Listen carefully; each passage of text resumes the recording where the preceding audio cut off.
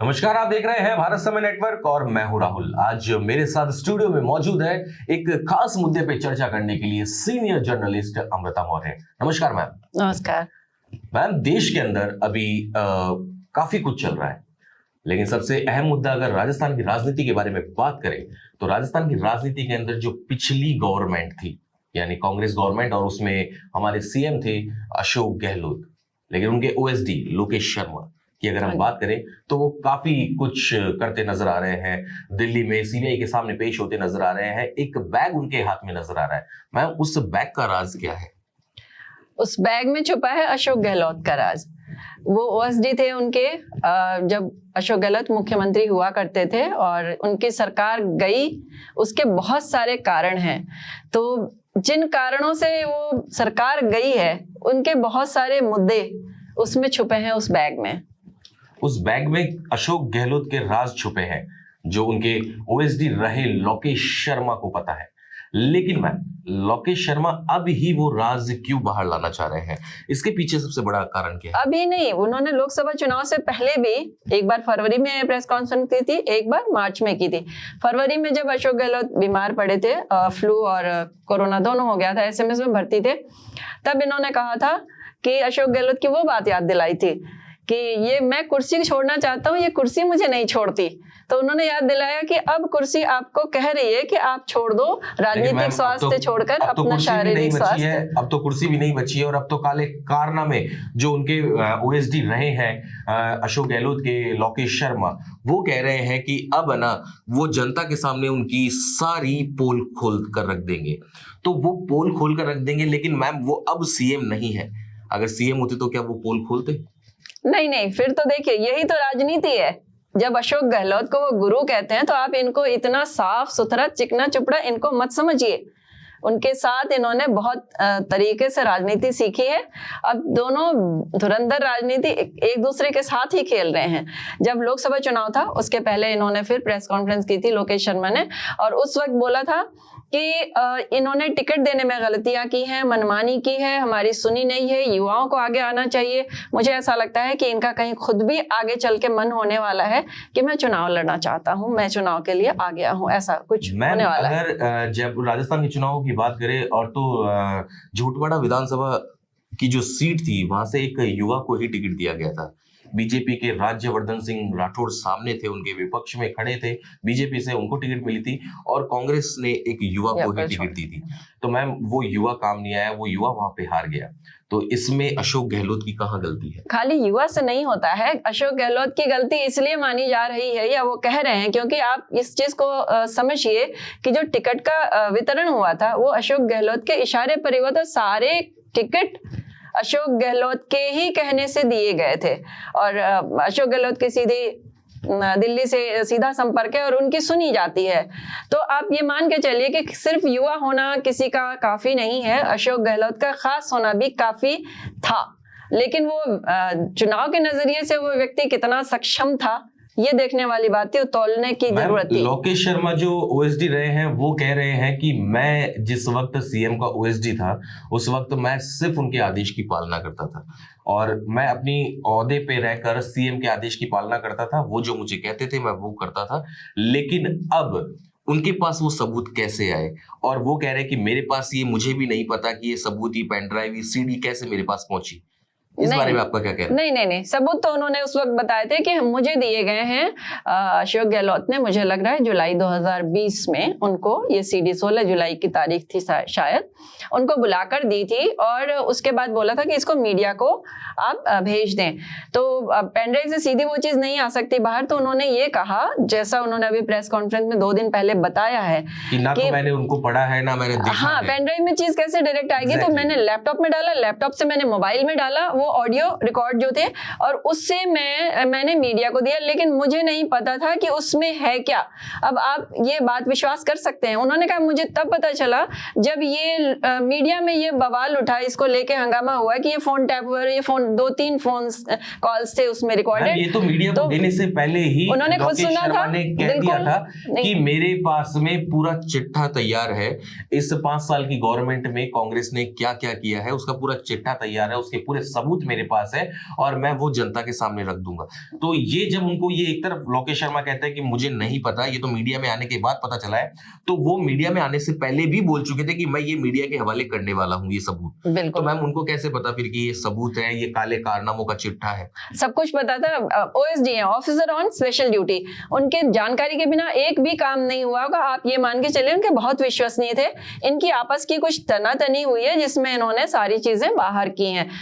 दोनों का मुझे नहीं लगता कि कोई भी चीज दोनों से आपस में कोई चीज छुपी थी, ऐसा संभव नहीं है। लेकिन मैम जहां तक देखा जा रहा है कि ओएसडी रहे लोकेश शर्मा ने पूर्व सीएम अशोक गहलोत का विश्वास तो तोड़ दिया है। अशोक गहलोत ने उनका कितना विश्वास रखा, आप ये भी देखने की चीज है। लेकिन कि उन पर अशोक कितना गहलोत का विश्वास तो लोकेश शर्मा ने तोड़ दिया है। अब ये उन्हें सोचना चाहिए कि उनके बीच में हुआ क्या। ये हम मीडिया में बैठ के इस चीज पे नहीं बात कर सकते। स्टेटमेंट दिया था मैम कि मेरे साथ विश्वासघात हुआ है, तो ये विश्वासघात ही हुआ है हकीकत में? ये लोकेश शर्मा से पूछे ना। लोकेश शर्मा ने तो कहा है कि मैं उनको सबके सामने लाकर रख दूंगा कि अशोक गहलोत जितना बनते हैं उनमें उतनी काबिलियत है नहीं, उनका पूरा चिट्ठा, काले कारनामों का चिट्ठा मेरे पास है।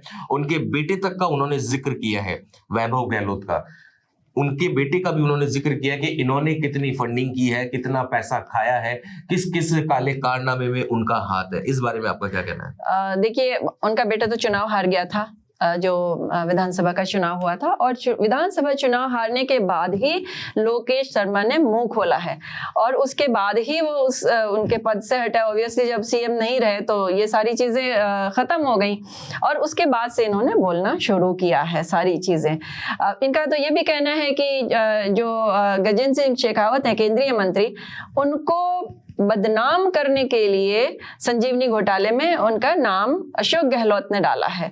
ये चीजें हालांकि कोर्ट ने उनको क्लीन चिट दे दी, लेकिन उनको बदनाम करने का। और शेखावत का क्यों इसमें नाम आ रहा है, क्योंकि जो खरीद फरोख्त वाला मामला था विधायकों के, उसमें ये कहा जाता है कि भाजपा की तरफ से कांग्रेस के विधायकों को खरीदने के लिए मनेसर में यही नियुक्त थे। तो मैम एक चीज बताइए कि जब ये चीजें हो रही थी तो उस टाइम सीएम थे अशोक गहलोत और लोकेश शर्मा ओएसडी थे, तो मैम लोकेश शर्मा को भी इन सब चीजों के बारे में पता बिल्कुल पता रहा होगा। सीएम अपने ओएसडी से बिना राह मशवरा किए कोई चीज का फैसला कर नहीं सकते थे। तो मैम जब सीएम ने उनसे राह मशवरा किया तो कहीं ना कहीं उनको राय लोकेश शर्मा ने भी दी होगी। बिल्कुल, दोनों, मैं कह रही हूँ ना, दोनों में आपस में बहुत पारदर्शिता रही होगी। तो मैम अभी जैसा कि लोकेश शर्मा अभी दिल्ली गए थे और वहां पर दिल्ली में सीबीआई के सामने पेश हुए थे और वो बैग भी उनके हाथ में था, तो वो सारे सबूत सीबीआई के पास लेकर गए हैं, तो उन्होंने वो सीबीआई को या गवर्नमेंट को किसी को देने से पहले उन्होंने मीडिया में जारी कर दिया, ऐसा क्यों किया?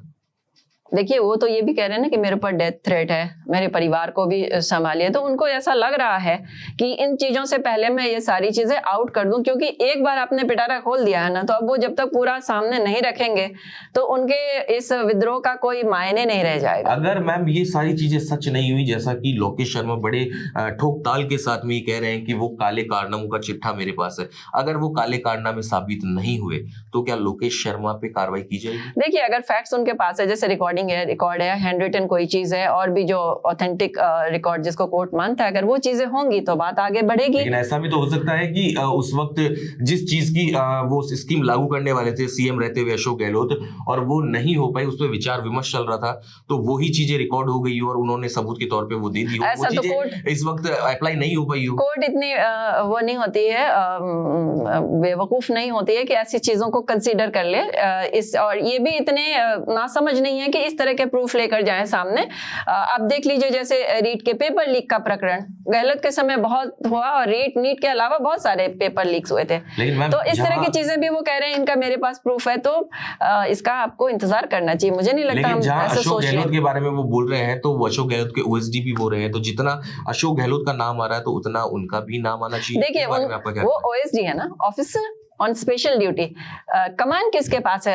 राज्य की, अशोक गहलोत के पास। जब वो करें फोन टैपिंग हुई, तो टैपिंग वो लीगल तरीके से हुई या इलीगली हुई, क्योंकि वो किस प्रोसेस के थ्रू गए, क्योंकि इसमें गृह मंत्रालय, गृह विभाग जुड़ा होता है, उसके साथ कुछ औपचारिकताएं होती है जो पूरी करनी पड़ती है, तभी जाके किसी की फोन टैप का आपको अनुमति मिलती है जो लीगल होता है। तो इस प्रोसेस को वो कह रहे हैं कि आप जांचे कि लीगल है या इलीगल। तो मुझे लगता है कि पीछे बहुत सारी चीजें हैं, ये कुछ क्लू देंगे, उसके बाद जांच शुरू होगी, तो ये लंबी चलने वाली चीज है। ये ऐसे कोई टेबल पे बैठ के नहीं कह सकता कि ये गलत है, ये सही है, लेकिन कुछ तो है और जरूर है, क्योंकि पेपर लीक जैसी चीजें जब सामने आई हैं, और भी बहुत सारे प्रकरण हुए हैं उस समय में। खदानों का मामला देख लीजिए, अवैध खनन आज तक चल रहे हैं, और ये तो एक बड़ा माफिया तंत्र है। तो वो चीजें लगातार चल रही है। सरकार का उन चीजों को बढ़ाने में क्या रोल था, विभाग के स्तर पर क्या रोल था, ये सब जांच में आएगा। ये बहुत सारे उसमें लगा सकते हैं उनके ऊपर आरोप, कुछ चीजें हो सकता है प्रूफ हो जाए। लोकेश शर्मा जो एसडी रहे हैं, उन्होंने कहा कि जो भी गहलोत की गवर्नमेंट में काम हुआ है या गहलोत के थ्रू कोई भी काम हुआ है, तो उसके लिए एक बड़ी रकम उनको दी गई है और उन्होंने एक बड़ी रकम ली है। तो इस बारे में आपका क्या कहना है? क्या पैसा लेकर सरकार काम कर रही थी? वो बता रहे हैं ना, वो प्रूफ दें, और वो भी उस लूप में आएंगे, ऐसा तो है नहीं ना। जब उनसे इस चीज का प्रूफ मांगा गया तो उनके पास वो प्रूफ नहीं था। तो फिर इस तरह के आरोप तो देखिए फिर आरोप ही रहेंगे। लेकिन मैम एक सीएम के ओएसडी ये बात कह रहे हैं तो शायद गलत भी नहीं हो सकती। नहीं, गलत और सही की बात नहीं होती। जब आप कोर्ट में जा रहे हैं ना, तो फिर आपको वो सिद्ध करना पड़ेगा। आपने बहुत सारे आरोपों से मुक्त होते देखा है लोगों को।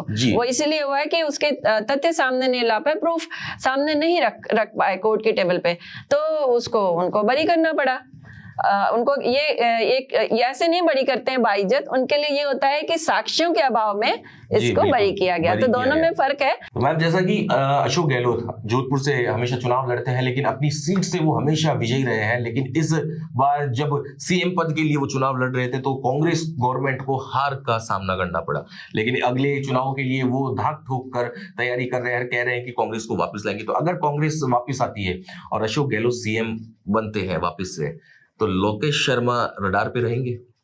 वो तो अभी से रडार पर है, लेकिन जो आपने ये कहा कि अशोक गहलोत वापस आएंगे, आप देखिए अशोक गहलोत अब वापस नहीं आने वाले हैं, ना उनकी आला कमान उनको दोबारा भेजेंगी, क्योंकि स्थितियां अब अलग हो चुकी हैं। इतने सारे लोग, आपने लोकसभा के चुनाव से पहले ही देखा है, कांग्रेस से बड़े बड़े नेता यहाँ से निकल गए, और सबका ये कहना था कि अशोक गहलोत की मनमानी चलती है, वो किसी की नहीं सुनते। तो ऐसी स्थिति में दोबारा अशोक गहलोत को ऊपर रखकर और फिर पार्टी में उनके नेतृत्व में सरकार बनाने की बात को लेकर अगर चुनाव में आती है पार्टी, तो मुझे लगता है वो हारने के लिए आएगी। तो ऐसे गलत कदम तो अब कांग्रेस नहीं उठाएगी। तो फिर आपका कहना है कि शायद मतलब कि अशोक गहलोत इस बार सीएम पद के लिए दावेदार नहीं होंगे? मुझे नहीं लगता कि होंगे। और मैम लोकेश शर्मा की अगर बात करें तो वो जो सबूतों को साथ लेकर चल रहे हैं और आज की गवर्नमेंट से वो सिक्योरिटी की मांग करे, तो उनको फिर सिक्योरिटी क्यों नहीं दी जा रही है? इसके लिए देखिए अब कोर्ट में सुनवाई चल रही है, उनकी जो पूछताछ चल रही है, इसके बाद आगे ये मामला कोर्ट तक जाएगा और देखते हैं कि आगे क्या होता है, क्योंकि ये सारी चीजें इस दौरान, सुनवाई के दौरान या वो जो पूछताछ चल रही है उसके दौरान अगर उनके साथ कुछ भी अप्रिय घटना घटित हो जाती है, तो उसकी जिम्मेदारी फिर कौन लेता है? क्योंकि उन्होंने तो कहा है सरकार से कि मुझे सुरक्षा प्रदान की जाए, मेरे परिवार को, मुझे जान का खतरा है। तो इस बारे में फिर उसकी जिम्मेदारी कौन लेगा अगर कोई भी अप्रिय घटना उनके साथ? मुझे नहीं लगता कि ऐसा कुछ होने वाला है, क्योंकि ये चीजें गहलोत दूसरे तरीके से भी इन चीजों को हैंडल कर सकते हैं।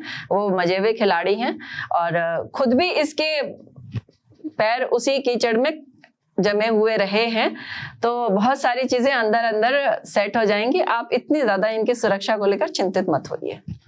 बहुत बहुत शुक्रिया आपका हमारे साथ स्टूडियो में बने रहने के लिए। लेकिन कहते हैं कि धुआं वहीं उठता है जहां आग लगती है।